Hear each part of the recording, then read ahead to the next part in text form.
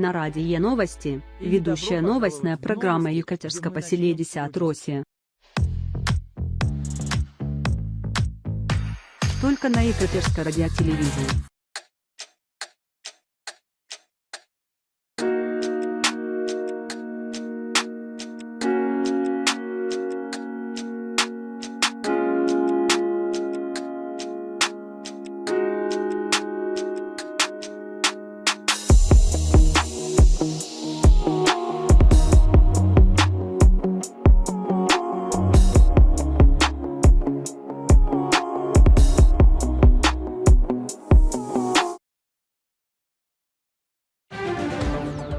В сегодняшнем выпуске новостей.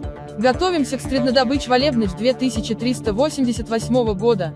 Традичні вельки партии видят новый возрождающийся вызов со стороны Лудовей партии за свободы. Канцелер Карл Фрайтак вице-канцелер Марку Интерстистовны на прочность, о стабилите владнусе Астера либеральней демократички Альянса. Обграде на старе меньшие места. Федеральный департамент инфраструктуры обывания ознамує, а нове гранты приймали место, чтобы они скуточне устойчиво разрастали. Вылепшение дали надежду вдохнуть новый живот до менших мест, которые застали позаду, а принесут им-то местам модерни парки, заставбу, а районы. А дискретно визит федеральный канцелера Карла Фрайтага в Маджапахит, каковы духодобие учинка и допаду для политического ландшафта Екатерский. Визит было предметом критики со стороны некоторых сегментов политического общества, причем основная критика заключалась в порушении результатов референдума о Встахов с Объединенной империей. Также в программе, после нападения на Ксандер-Хальма, как ксандер-хальмеровцы восстанавливаются после террористского атаки. Митрополитна Рада места Ксандер-Хальм открывает офисы для оказания помощи гражданам, например, финансовая помощь тем, которые застали без працы, о консультировании жертв.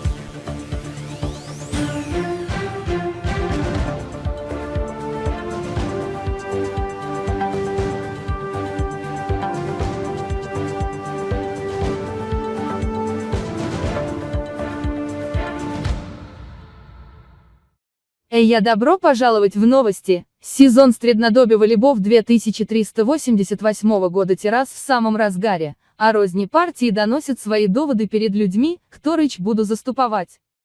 Однако после спорного шага частного визита федеральный канцелер Фрайтага в Маджапахит то вызвало значительную негативную реакцию против владнусей. Астера либеральней демократички Альянси, в основном состоящего из основных левых сил. Критики описали этот визит как не демократичку, не учтиву, а вопиющее пренебрежение к людям, считывали на народный референдум, который показал несогласие 57% респондентов с установлением прямых отношений с Объединенным империем. Однако федеральный канцлер Карл Фрайтак отверг подобную критику, заявив, что визит был продуктивно, а осудил оппозицию за попытку набрать дешевые политические очки. Тента скандала отдалшие претензии к владе привели к тому, что согласно недавнему предволебному опросу, 11% перешли в сторону Людовей партии. Террас Люде Павловой в Ксандерхолме дальнейшими подробностями. Расскажи еще, Люда. Спасибо, Джулия. После нескольких публичных спорочей о разногласии между членами владней коалиции, а также скандала с визитом Фрайтаговей, Людова партия получила 14% мест в последнем опросе Федерального волейбного департамента.